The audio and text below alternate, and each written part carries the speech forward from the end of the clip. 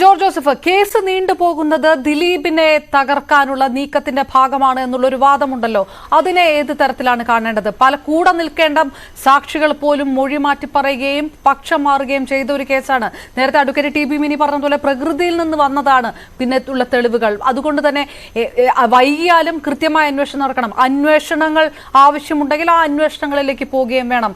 അതല്ലാതെ വളരെ പെട്ടെന്ന് ഒരു തീരുമാനത്തിലെത്തി ഇത് അവസാനിപ്പിച്ച് ഒരാൾക്ക് ക്ലീൻ ചിറ്റ് കൊടുത്ത് അവസാനിപ്പിക്കണം എന്നുള്ള ഒരു വിഭാഗത്തിന്റെ ആവശ്യം മാത്രമാണോ പ്രതിഫലിക്കുന്നത് അങ്ങനെ ഒരു ആരോപണത്തിന് പിന്നിൽ?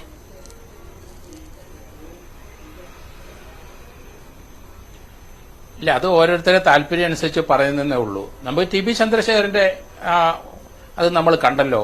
2009 തുടങ്ങിയ 15 വർഷത്തിന് ശേഷം ഇപ്പോഴും രണ്ടുപേരെ പ്രതിയാക്കി. ഇനിയും വരും, അതിനകത്ത് ഇനിയും ബാക്കി അന്വേഷണം വരും. വർഷങ്ങൾ നീളും ചില കേസിനകത്ത്. ക്വസ്റ്റ്യൻ ഓഫ് ലോ ഉള്ള പ്രശ്നമാണ്. ഇവിടിനകത്ത് നേരത്തെ ശ്രീജിത്ത് പെരുമന പറഞ്ഞത് അത് സുപ്രീം കോടതി പറഞ്ഞ് ഇത് തൊണ്ടിയാണോ ഇത് രേഖയാണോ എന്ന്.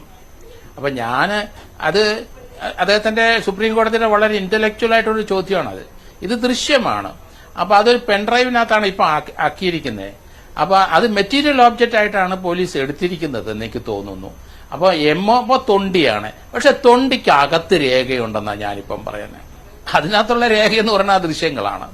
അപ്പൊ അദ്ദേഹം അത് പറഞ്ഞപ്പോൾ എനിക്ക് അതൊരു കൗതുകം തോന്നി. കാരണം സുപ്രീം കോടതി വളരെ ഇന്റലക്ച്വൽ ആയിട്ടാണ് അത് പറഞ്ഞിരിക്കുന്നത്. അത് നമുക്ക് തൊണ്ടിയാണോ രേഖയാണോ നമുക്ക് പറയാനും പറ്റില്ലാത്ത ഒരു സ്റ്റേജിന് ശേഷമാണ്. അതുപോലെ ഇത് ഒരു അക്സസ് വന്നാലും രാഹുൽ ഈശ്വർ അക്സസ് ടാമ്പറിംഗ് എന്ന് പറയാൻ പാടില്ല എന്നൊക്കെ പറഞ്ഞിരിക്കുന്നത്. അത് അക്സസ് ആയാലും ശരി, അത് എന്തായാലും അതൊരു ടാമ്പറിംഗ് തന്നെയാണ് നമുക്ക് പറയാൻ ഒക്കുള്ളൂ. അതിപ്പം ഒരു പ്രൈവറ്റ് പ്രോപ്പർട്ടിക്കകത്ത് അല്ലെങ്കിൽ രാഹുൽ ഈശ്വറിന്റെ കൈയിരിക്കുന്ന ഒരു പെട്ടിക്കകത്ത് ഞാൻ കൈയിട്ടാൽ അത് ടാമ്പറിംഗ് തന്നെയാണ്. അതൊരു അക്സസ് ആണെന്ന് പറഞ്ഞാലും അതൊരു ടാമ്പറിംഗ് ആണ്. എന്തായാലും ഇത് അതിനാൾ നീളാൻ സാധ്യത വളരെ കുറവാണ്. കാരണം കോടതി ഇതിനകത്ത് ഇപ്പം ഹൈക്കോടതി പറഞ്ഞിരിക്കുന്നത് ഇത് രണ്ടും രണ്ടാണെന്നാണ് പറഞ്ഞിരിക്കുന്നത്. അതേപ്പറ്റി നമ്മളിപ്പം പറയാൻ ഒരു കമന്റും പറയാനൊക്കില്ല. കാരണം ഇതൊരു ട്രയൽ നമ്മൾ ഇൻ ക്യാമറ പ്രൊസീഡിംഗ് അതുകൊണ്ട് വളരെ സൂക്ഷിച്ചാണ് നമ്മൾ സംസാരിക്കുന്നതൊക്കെ. കാരണം അതിലപ്പുറത്തും മിനി അത്ര ശ്രദ്ധിച്ചാണ് അഡ്വക്കേറ്റ് മിനിയും അത് പറയുന്നത്. നമുക്ക് കോടതി ട്രയലാണ്, ഇൻ ക്യാമറയാണ്, അതേപ്പറ്റി ഒന്നും നമ്മൾ അഭിപ്രായം പറഞ്ഞില്ല. പക്ഷെ നമ്മൾ ഇപ്പൊ ഹൈക്കോടതിയുടെ ചില കാര്യങ്ങൾ മാത്രമാണ് നമ്മൾ സംസാരിക്കുന്നത്. പക്ഷെ ഹൈക്കോടതി അത് പറഞ്ഞിട്ടുണ്ട്, ഇതുമായിട്ട് ബന്ധമില്ല. പക്ഷെ എങ്കിലും അത് ടാമ്പറിംഗ് ആണോ അക്സസ് ആയാലും ശരി, അതേപ്പറ്റി അതിജീവിത പറഞ്ഞപ്പം അതേപ്പറ്റി ഒരു അന്വേഷണം വന്നിരിക്കുന്നു. ഇപ്പം അത് ഹൈക്കോടതിയുടെ ശ്രദ്ധയിൽ വന്ന് അതിനകത്ത് കഴമ്പുണ്ടെന്ന് ഹൈക്കോടതിക്ക് തോന്നി.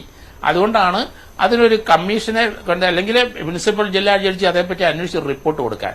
അങ്ങനെ ഒരു പ്രീസിഡന്റ് വളരെ ചുരുക്കമായ സംഭവങ്ങളാണ് ഈ കാര്യത്തിൽ. മെറ്റീരിയൽ ഓബ്ജക്റ്റ് സാധാരണ ടാമ്പർ ചെയ്യാനുള്ള അവസരം കിട്ടാറേ ഇല്ല.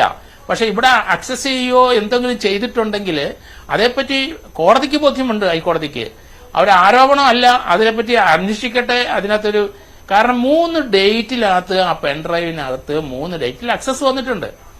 അപ്പൊ അതെങ്ങനെ വന്നു കോടതിക്കകത്തിരിക്കുന്നത്? അപ്പൊ അതേപ്പറ്റി ഹൈക്കോടതി അന്വേഷിച്ചില്ലേ പറ്റുള്ളൂ. അപ്പൊ അതുകൊണ്ടാണ് അത് അന്വേഷിച്ച് റിപ്പോർട്ട് ആകുന്നിട്ടുണ്ട്. ആ റിപ്പോർട്ടിന്റെ കോപ്പി വരുമ്പോൾ നമുക്ക് അതിനകത്ത് എന്താണ് ആ റിപ്പോർട്ടിൽ. പക്ഷെ അതുകൊണ്ട് പ്രതിഭാഗം അല്ലെങ്കിൽ വാദിഭാഗം അവര് തൃപ്തിയാവൂ എന്ന് ഞാൻ കരുതുന്നില്ല.